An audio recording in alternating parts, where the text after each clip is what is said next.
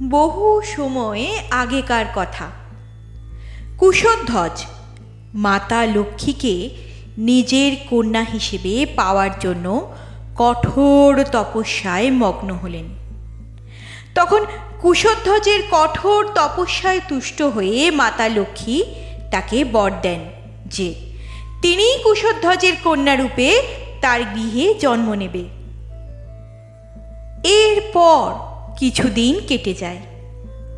একদিন কুশধ্বজ তার গৃহে বেদ পাঠ করছিলেন। তখনই লক্ষ্মী দেবী এক অপূর্ব শিশুকন্যার রূপে জন্মগ্রহণ করেন। কুশধ্বজ ও তার স্ত্রী মালাবতী সেই অপূর্ব শিশুটিকে নিজ কন্যারূপে স্বীকার করে। বেদ পাঠকালে জন্ম হয় বলে এই কন্যার নাম হয় বেদবতী। আপনারা জানেন, কথিত আছে যে ইনি পরজন্মে মাতা সীতা হয়ে জন্মগ্রহণ করেছিলেন রাবণকে ধ্বংস করার জন্য। আবার এই কথাও বলা হয় যে এই বেদবতী হলেন মায়া সীতা। তাহলে আজ ব্রহ্মবৈবর্ত পুরাণ থেকে শুনে নিন মাতা সীতার পূর্বজন্মের কাহিনী, শুনে নিন বেদবতীর কাহিনী। কিন্তু গল্প শোনার আগে অবশ্যই আমার চ্যানেলটি সাবস্ক্রাইব করতে হবে প্রতিদিন নতুন নতুন পুরাণের গল্প শোনার জন্য। তাহলে কি ভাবছেন, তাড়াতাড়ি চ্যানেলটি সাবস্ক্রাইব করে আমাদের আজকের গল্পটি শুনে নিন। রাজা সাবর্ণী ছিলেন শিব ভক্ত। তিনি দিবারাত্র মহাদেব শিবের আরাধনা করতেন। এমনই পরম শিব ভক্তকে কোনো এক কারণে সূর্যদেব একবার অভিশাপ দিলেন। সূর্যদেব বললেন, সাবর্ণী, তুমি অবিলম্বে রাজ্যভ্রষ্ট ও লক্ষ্মীভ্রষ্ট হবে। মনের দুঃখে রাজা সাবর্ণী তার দুঃখ নিবেদন করলেন ভোলা মহেশ্বরকে। মহাদেব শিব তখন ভক্তের দুঃখে বিগলিত হয়ে সূর্যদেবকে হত্যা করার জন্য ত্রিশূল তুলে ধাবিত হলেন। সূর্যদেব প্রাণ ভয়ে পিতা কশ্যপের শরণাপন্ন হলেন। শিবও চললেন কশ্যপ ঋষির কাছে। মহাদেবের ভয়ঙ্কর ক্রোধ থেকে সূর্যকে রক্ষা করার ক্ষমতা ঋষি কশ্যপের নেই। তাই কশ্যপ ঋষি সূর্যদেবকে নিয়ে চললেন প্রজাপতি ব্রহ্মার কাছে। কিন্তু মহাদেবের ক্রোধকে তো সকলেই ভয় পায়। ব্রহ্মা বললেন, শোনো ঋষি কশ্যপ, মহাদেব শিবের ক্রোধকে সংযত করার ক্ষমতা আমার নেই। চলো আমরা জগৎ পালক শ্রীহরি বিষ্ণুর কাছে যাই, তিনি যদি কিছু করতে পারেন। তখন তারা সবাই মিলে ভগবান বিষ্ণুর কাছে উপনীত হলেন। তখন সমস্ত কাহিনী শুনে ভগবান বিষ্ণু বললেন, ভয় নেই, আমি তোমাদের রক্ষা করব। তোমরা আমার আলয়ের অভ্যন্তরে অবস্থান করো। এদিকে মহাদেব শিব ভয়ঙ্কর মূর্তি নিয়ে হাজির হলেন বৈকুণ্ঠে বিষ্ণুর সমীপে। তখন শিবের স্তুতি করে নারায়ণ বললেন, হে উমাপতি মহেশ্বর, কৈলাস ত্যাগ করে কি হেতু আপনার এখানে আগমন? তখন শিব বললেন, আমার পরম ভক্ত রাজা সাবর্ণীকে সূর্য অভিশাপ দিয়েছে, আমি সূর্যকে বধ করব। তখন বিপদভঞ্জন মধুসূদন বললেন, কিন্তু হে মহেশ্বর, ওরা যে আমার আশ্রিত শরণাগতকে রক্ষা করা যে আমার পরম কর্তব্য। আশ্রিতকে আমি কেমন করে আপনার হাতে তুলে দিই? তাছাড়া হে ভোলানাথ মহেশ্বর, একবার ভেবে দেখুন, আপনি সূর্যকে ধ্বংস করলে এই জগৎ অন্ধকারাচ্ছন্ন হয়ে যাবে। তখন সমগ্র সৃষ্টি ধ্বংস হবে, অসহায় জীব মারা যাবে, এই সুন্দর সৃষ্টি ধ্বংস হয়ে যাবে। তাই মহাদেব, আপনি সূর্যকে ক্ষমা করুন। আমি তোমার ভক্ত সাবর্ণীকে বর দিচ্ছি, সাবর্ণীর পুত্র হবে বিষধ্বজ, বিষধ্বজের পুত্র হবে রথধ্বজ। এই রথধ্বজের দুই পুত্র হবে, ধর্মধ্বজ আর কুশধ্বজ। পরম বৈষ্ণব হয়ে তারা রাজ্য ফিরে পাবে এবং ধর্মধ্বজের কন্যা হয়ে লক্ষ্মীর অংশে জন্ম নেবে তুলসী।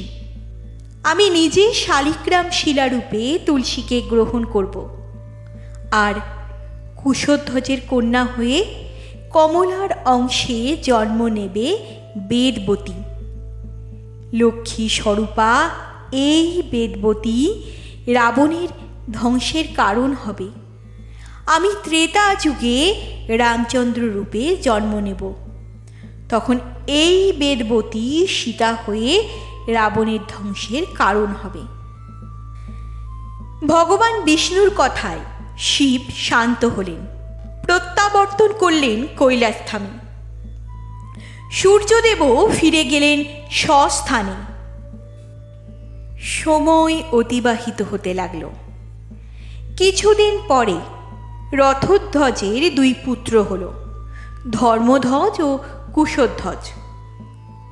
তারা লক্ষ্মীর ধ্যানে করলেন মনোনিবেশ। তাতে লক্ষ্মীদেবী সন্তুষ্ট হয়ে বরদান করলেন। ফলে হারানো রাজ্য ফিরে পেলেন তারা। শুধু তাই নয়, সারা রাজ্য ঐশ্বর্যে ভরে গেল মা লক্ষ্মীর কৃপায়। এরপর কুশধ্বজের পত্নী মালাবতীর গর্ভে লক্ষ্মীর অংশে এক কন্যার জন্ম হল। তারই নাম রাখা হল বেদবতী। বেদবতী জন্মগ্রহণ করার পর তপস্যার জন্য বনে চলে গেলেন। সবাই অবাক। বনে গিয়ে বেদবতী ব্রহ্মার চিন্তা করতে করতে ধ্যান করলেন। এইভাবে তপস্যা করতে করতে বেদবতীর শৈশব কৈশোর কেটে এলো যৌবন। অনাহারে অনিদ্রায় তার শরীরের বর্ণ কৃষ্ণবর্ণ হয়ে গেল। বেদবতীর তপস্যায় সন্তুষ্ট হয়ে ব্রহ্মদেব তাকে দেখা দিলেন। ব্রহ্মদেব বললেন, কুমারী, এভাবে তপস্যায় শরীর ক্ষীণ করে কি হবে? তুমি কি বর চাও বলো? আমি তোমার তপস্যায় সন্তুষ্ট হয়েছি, আমি তোমায় তোমার মনোমতো বর দেব। তখন বেদবতী বললেন, হে ব্রহ্মদেব, জগতের পতি নারায়ণকেই আমি আমার পতিত্বে বরণ করতে চাই। তখন ব্রহ্মদেব বললেন, শোনো বেদবতী, জগৎপতি নারায়ণকে তুমি তোমার এ জন্মে পাবে না, তুমি পরজন্মে তাকে পাবে। তুমি অন্য কোনো বর চাও। তখন বেদবতী ব্রহ্মাকে বললেন, প্রভু, তবে আমার আর অন্য কোনো বরের প্রয়োজন নেই। এই বলে বেদবতী গন্ধমাদন পর্বতে গিয়ে পুনরায় নারায়ণের ধ্যানে নিয়োজিত হলেন। কি কঠোর সেই তপস্যা! দিন রাত্রি মাস বছর চলে যায়, বেদবতীর কিছুই খেয়াল থাকে না। বেদবতী কিন্তু কেবল তপস্যা করে চলে। ওং নমো নারায়ণায় নমঃ, ওং নমো নারায়ণায় নমঃ। হঠাৎ সেই স্থানে রাক্ষসরাজ রাবণ এসে হাজির। রাবণ তপস্যারত বেদবতীকে দেখে মুগ্ধ হলেন। রাবণের মনে কাম তৃষ্ণা জাগল। রাবণ বেদবতীকেই পেতে চাইলেন। রাবণ বললেন, কার কন্যা তুমি রূপসী? এই নবযৌবনে তপস্যা করে কেন নিজের শরীর তুমি ক্ষীণ করছো? আমি লঙ্কেশ্বর রাবণ, তুমি আমার গৃহে চলো সুন্দরী, আমি তোমায় পাঠ রানী করে রাখব। হা হা হা হা হা, হি হা হা হা হা। কিন্তু বেদবতী রাবণের কথার কোনো উত্তর না দিয়ে কেবল বিষ্ণু নাম জপ করতে লাগলেন। ওং নমো নারায়ণায় নমঃ, ওং নমো নারায়ণায় নমঃ, ওং নমো নারায়ণায় নমঃ। তখন উদ্ধত রাবণ রাগে আর দর্পে অন্ধ হয়ে বেদবতীর কেশ ধরে তাকে বলপূর্বক নিয়ে যেতে চাইলেন। রাবণ বেদবতীর কেশ স্পর্শ করার সঙ্গে সঙ্গে বেদবতীর চোখ খুললেন। বেদবতীর হাতে তখন এক দিব্য তলোয়ার যোগ বলে আবির্ভূত হল।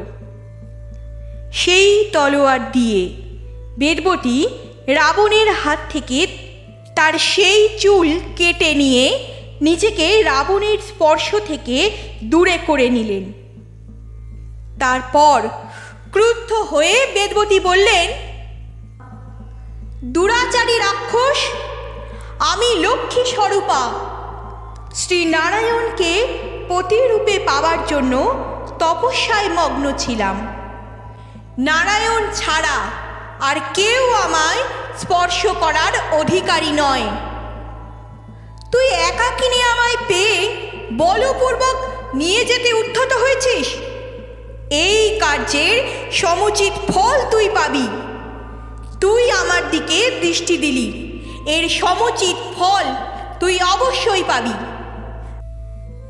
আমি বেদবতী তোকে অভিশাপ দিচ্ছি রাবণ, আমি আবার ফিরে আসব তোর ধ্বংসের কারণ হয়ে। তুই সহ তোর সমগ্র বংশের ধ্বংসের কারণ হয়ে আমি ফিরে আসব। এই বলে বেদবতী তপবলে অগ্নি প্রজ্বলিত করে সেই অগ্নিতে নিজেকে সঁপে দিলেন। এরপর রাবণ লঙ্কায় ফিরে গেলেন। আর বেদবতী পুনরায় জনক রাজার ঘরে জনকনন্দিনী সীতা রূপে জন্মগ্রহণ করে শ্রীহরির অবতার রামচন্দ্রকে পতিরূপে বরণ করেন এবং রাবণের মৃত্যুর কারণ হয়। তবে জানেন তো, ভিন্ন মতে এ কথাও কথিত আছে যে বেদবতী হলেন মায়া সীতা। কথিত আছে অগ্নি প্রজ্বলিত করে বেদবতী যখন নিজেকে অগ্নির কাছে সঁপে দিলেন, তখন অগ্নিদেব বেদবতীকে আশ্রয় দেন। রাবণ যখন সীতাকে অপহরণ করতে চান, তখন সীতা আগুনে আশ্রয় নেয় এবং মায়া সীতার সাথে তার স্থান বিনিময় হয়। অর্থাৎ আসল মাতা সীতা অগ্নিতে ছিলেন এবং বেদবতী অর্থাৎ মায়া সীতা সীতারূপে রাবণের সাথে লঙ্কায় গিয়েছিলেন। রাবণ মায়া সীতাকেই সীতা ভেবে অপহরণ করেন। রাবণের মৃত্যুর পর লঙ্কায় রাম সীতাকে যে অগ্নি পরীক্ষা দিতে বলেন, তাতে মায়া সীতা ও সীতার আবার স্থান বিনিময় হয়। মায়া সীতা আবার অগ্নিতে চলে যান এবং মাতা সীতা রামচন্দ্রের কাছে ফিরে আসেন। আপনারা শুনছিলেন স্টার অডিবেল। স্টার অডিবেলের আমাদের আজকের নিবেদিত গল্প ছিল ব্রহ্মবৈবর্ত পুরাণ থেকে বেদবতীর কাহিনী।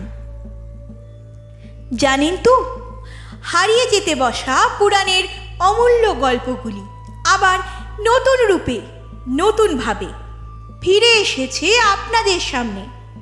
তাই আর দেরি না করে প্রতিদিন পুরাণ থেকে নতুন নতুন গল্প শোনার জন্য এবং পুরাণে লুকিয়ে থাকা সমস্ত রহস্য জানার জন্য এই চ্যানেলটিকে সাবস্ক্রাইব করে আমাদের আজকের গল্পটি আপনার বন্ধু বান্ধব আত্মীয় পরিজন সকলের সাথে শেয়ার করে নিন। গল্পটি ভালো লাগলে গল্পে অবশ্যই লাইক করবেন এবং আপনাদের মূল্যবান মতামত আমাকে কমেন্ট বক্সে জানাবেন। জয় শ্রীরাম। জয় রাম লখন जानकी। जय बोलो राम भक्त हनुमान की।